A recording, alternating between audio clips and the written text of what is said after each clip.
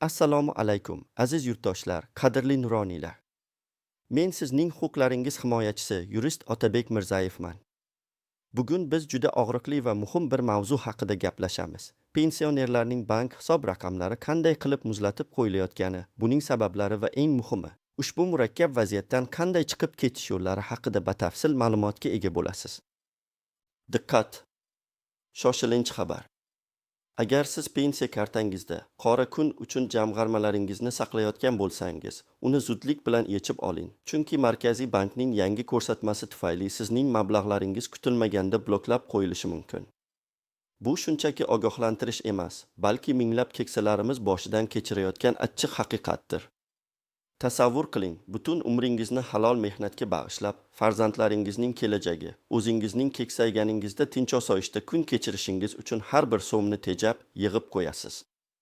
Har bir nuroniy, bu bir tarix, bu bir umr mehnati, bu jamiyatimizning poydevori. Sizlar mamlakatimizni qurdingiz, bolalaringizni o'stirdingiz, har bir so'm pulingizni ter to'kib, halol mehnat bilan topdingiz. Endi esa o'sha halol mehnatingiz evaziga topilgan jamg'armalar gumonli deb sizdan tortib olinmoqda. Hisob raqamlaringiz muzlatilmoqda. Nima uchun? Nimaga aynan siz butun umringizni shu vatanga bag'ishlagan, har bir tiyinni tejab yig'gan insonlar bunday qiyinchiliklarga duch kelishingiz kerak? Sizningcha bu adolatdanmi? Qani aytingchi, aziz nuroniylar, siz butun umringiz davomida necha yil mehnat stajiga ega bo'lgansiz? Qaysi sohada, qanday qiyinchiliklarni ko'rib, halol daromad topgansiz? Bu haftagi fikrlaringizni sharhlarda kutaman. Har bir so'zingiz biz uchun qadrli, chunki bu sizning hayotingiz, sizning kechinmalaringiz. Bu kabi muhim va hayotiy masalalardan xabardor bo'lishni istasangiz, kanalimizga obuna bo'lishni unutmang. Chunki biz har doim sizning huquqlaringiz himoyasida turamiz va qonunlardagi har qanday o'zgarishlar haqida birinchilardan bo'lib sizga ma'lumot beramiz. Bugungi mavzu ayniqsa pensiya yoshidagi insonlar uchun juda dolzarbdir. Bizning jamiyatimizda keksalarga hurmat va ehtirom eng oliy qadriyatlardan hisoblanadi. Mahalla ko'yida keksa kishini uchratgan har bir yosh unga salom berib, hol-ahvol so'raydi. Ota-onalarimiz, bobo-momolarimizning pand-nasihatlari biz uchun yo'lchi yulduz. Ammo mana shu hurmat, afsuski, ba'zida rasmiyatchiliklarga kelganda unutilib ketayotgandek tuyuladi. Bir paytlar uzoq o'tmishga nazar tashlasak, jamg'armalarimizni bankda saqlash xavfsiz va ishonchli usul hisoblanar edi. Qog'oz daftarchalarda yozilgan pullar, ishonchli bank xizmatchilari, hech qanday ortiqcha savollarsiz amalga oshiriladigan operatsiyalar. Odamlar pensiya kartalarida katta-katta summalarni bemalol saqlardi, chunki bu ularning qora kuni uchun yig'ilgan, ter to'kib topilgan halol pullari edi. Hatto naqd pul aylanmasi ko'p bo'lgan davrlarda ham bankka pul qo'yish deganda birinchi navbatda ishonchlilik va xavfsizlik tushunilardi. Pensiya jamg'armasi mablag'larini oladigan keksalarimiz uzoq yo'llardan kelib bo'lsa ham, pensiya jamg'armasi bo'limlaridan pensiyalarni naqd holda olib ketishni afzal ko'rishardi, chunki bu ularning ko'ngliga yaqin edi. Ular pullarini o'z qo'llarida his qilar edi. Ammo vaqt o'tgani sari, texnologiyalar rivojlangani sari, hamma narsa raqamlashtirishga o'tib, qandaydir bir noma'lum, gumonli dunyoga kirib borganimizni anglab yetdik. Hozir esa vaziyat butunlay o'zgarib ketdi. Bank kartalari, mobil ilovalar hayotimizning ajralmas qismiga aylandi. Bu albatta bir tomondan qulaylik. Lekin bu qulaylikning ortida qanday xavf-xatarlar yashiringanini ko'pchiligimiz anglab yetmayapmiz, ayniqsa keksa yoshli insonlar. Markaziy bankning 109 sonli ko'rsatmasi oddiy insonlar hayotiga, ayniqsa pensionerlarning hayotiga salbiy ta'sir ko'rsatmoqda. Bu ko'rsatma banklarga jismoniy shaxslarning hisob raqamlaridagi gumonli amaliyotlarni qattiq monitoring qilishni yuklaydi. Xo'sh, bu gumonli degani nimani anglatadi? Masalan, siz umr bo'yi ter to'kib, kichkina hovlingizda dehqonchilik qilib, chorva boqib kelganingizni tasavvur qiling. Farzandingizning to'yi, nabirangizning o'qishi yoki o'zingizning shaxsiy salomatligingiz uchun qora kunga deb yig'gan pullaringizni, misol uchun 6 million so'mga bitta sigir sotdingiz. Yoki bor yo'g'i 2,5 sotixli eskirgan dacha joyingizni 30 million so'mga sotib, o'sha pulni pensiya kartangizga o'tkazdingiz. Ana shu yerda muammo paydo bo'ladi. Agar bir martalik o'tkazma 5 million so'mdan ortiq bo'lsa, bank sizning hisobingizni avtomatik ravishda muzlatib qo'yishi mumkin. Muzlatish sababi esa mablag'larning kelib chiqishini aniqlash degan oddiygina jumla bilan izohlanadi. Lekin bu oddiy jumlaning ortida qanchadan qancha nuroniylarimizning ko'z yoshlari, tunu kun uxlolmay chiqishlari, darmonsiz ahvolda bank va prokuratura ostonalarini abadiy bezashlari yotibdi. Tasavvur qilasizmi? Bu holat ayniqsa kimlarga tegishli? Kimlar xavf zonasida? Birinchidan, uy-joy, dacha yoki yer uchastkasini sotgan pensionerlar. Ikkinchidan, mol-qo'y, chorva mahsulotlari yoki qishloq xo'jaligi mahsulotlarini sotib, katta summa olganlar. Uchinchidan, farzandlari yoki yaqin qarindoshlardan katta miqdorda pul o'tkazmalari olganlar. To'rtinchidan, norasmiy daromad manbalariga ega bo'lgan, masalan, kichik tadbirkorlik bilan shug'ullanadigan, biroq buni rasmiylashtirmagan pensionerlar. Ular pensiya jamg'armasidan oladigan nafaqalari bilan oilasini boqa olmay, qo'shimcha tirikchilik ilinjida bo'ladi, lekin davlat uchun ular gumonli hisoblanadi. Mana shu toifa insonlar birinchi navbatda xavf ostida. Yaxshi eslayman, Toshkent viloyatining Qibray tumanidagi bir mahalla fuqarolar yig'iniga boruvdim. Oysha momo degan 100 ga yaqinlashib qolgan nuroniy ayol bor edi. U umr bo'yi kolxozda mehnat qilib 5 bolani katta qilgan. Pensiyasi tirikchilikka zo'rg'a yetadi. Nabirasining to'yi yaqinlashgani sababli yagona tirikchilik manbai bo'lgan, necha yildan beri boqib kelgan sog'in sigirini 6,5 million so'mga sotibdi. Pulni pensiya kartasiga tushirganda hisob raqami birdaniga muzlatib qo'yilibdi. Momocha bankka borib, yig'lab arz qilsa ham, pulning kelib chiqishini isbotlang degan quruq gapdan boshqa javob olmagan. Bu o'sha paytda yuz bergan voqea edi. Nega o'z mehnatimiz bilan topilgan pullarning qayerdan kelganini isbotlashimiz kerak? Bu kulgili emasmi? Oysha momo 3 hafta davomida bank va prokuratura ostonalarini yostiq qilgan. Lekin natija yo'q. Nabirasining to'yiga borishga ham puli yo'q, hatto kundalik non va qon bosimi tabletkasini sotib olishga ham ojiz ahvolda edi. Oxir-oqibat mahalla faollari yordamida qandaydir qilib masala hal bo'ldi, lekin qancha asab, qancha vaqt, qancha sog'liq yo'qotildi. Yoki Buxoroda yashaydigan Rustam boboning hikoyasini eslang.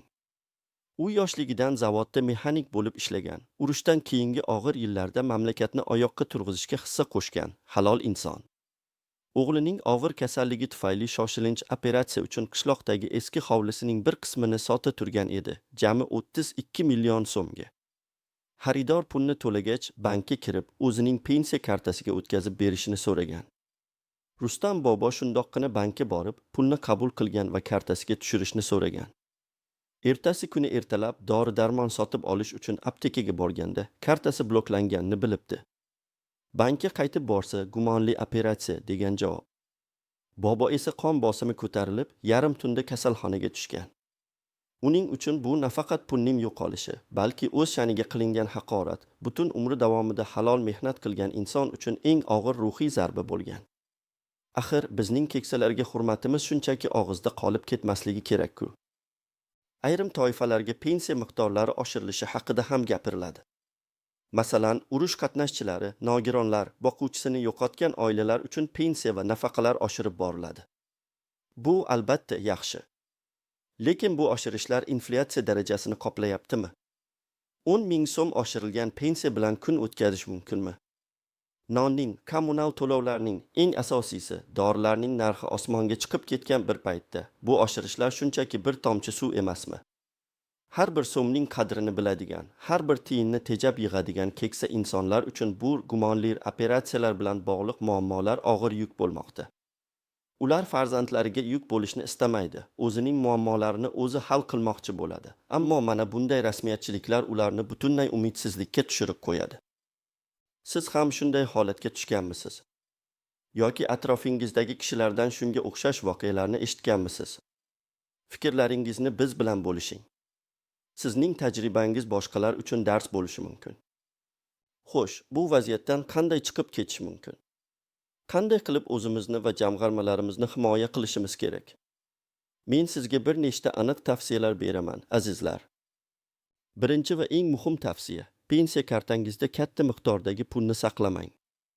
Pensiya kartasi bu shunchaki joriy xarajatlar uchun mo'ljallangan vosita. O'zingizga kerak bo'ladigan kunlik yoki haftalik xarajatlaringiz uchun pul qoldirib, qolganini boshqa, xavfsizroq joyga o'tkazing.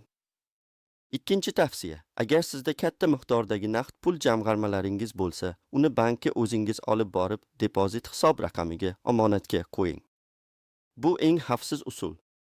Bank xodimi sizga pulning kelib chiqishi haqida savol bersa, bu mening yillar davomida ter to'kib topgan, tejab yirgan pullarim deb ayting.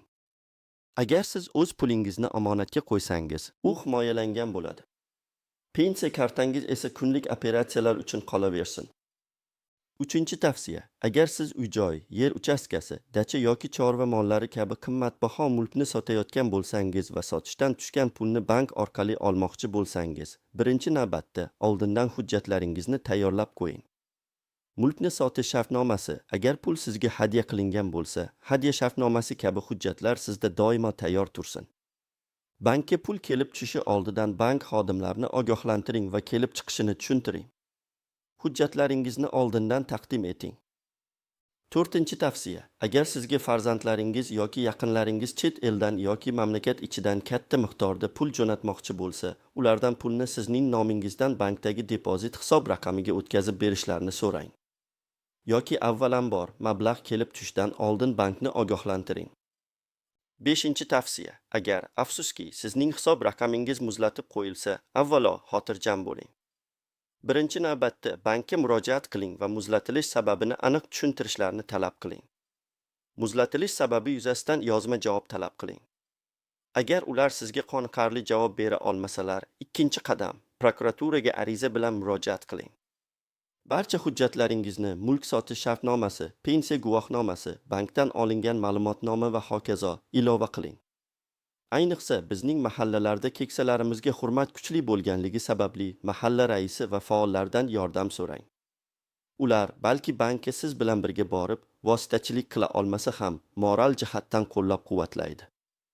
Ammo shuni unutmangki, mahalla faollarining vakolati cheklangan va ular huquqiy yordam bera olmaydi. Shuning uchun professional yurist yordamidan foydalaning. Agar prokuratura ham yordam bera olmasa, oxirgi chora sudga murojaat qilish. Oltinchi tavsiya: har bir bank amaliyoti bo'yicha chek, kvitansiya va boshqa tasdiqlovchi hujjatlarni saqlab qo'ying. Hatto kichik miqdordagi pul o'tkazmalari ham kelajakda kerak bo'lishi mumkin. Hujjatlar bu sizning himoyangiz. Aziz yurtdoshlar, ayniqsa qadrli pensionerlarimiz. Sizning har bir so'mingiz halol mehnatingiz, umr bo'yi qilgan fidokorligingiz evaziga topilgan. Davlat bunday tartib-qoidalar orqali jinoyatchilik va noqonuniy pul yuvishga qarshi kurashayotganini aytadi. Ammo bu kurash, afsuski, ko'pincha bizning eng himoyasiz qatlamimiz, pensionerlarimizning hisobiga amalga oshmoqda. Ularning oddiy hayotini qiyinlashtirib, ularga ishonchsizlik bilan qarab, go'yo ular qandaydir firibgarlik bilan shug'ullanayotgandek munosabatda bo'lish, bu nafaqat adolatsizlik, balki jamiyatimizning eng asosiy qadriyatlariga, keksalarimizga hurmatga zid harakatdir. Xo'sh, aziz yurtdoshlar, endi aytingchi, o'sha qora kun uchun jamg'armalarni pensiya kartangizda saqlash xavfsiz ekaniga hali ham ishonchingiz komilmi? Yoki ushbu yangi tartib-qoidalar bizning nuroniylarimizning hayotini yanada og'irlashtirayapti, ularni davlatdan uzoqlashtirayapti deb o'ylaysizmi? Sizningcha bu adolatdanmi? O'z fikrlaringizni sharhlarda qoldirishni unutmang. Sizning ovozingiz biz uchun muhim.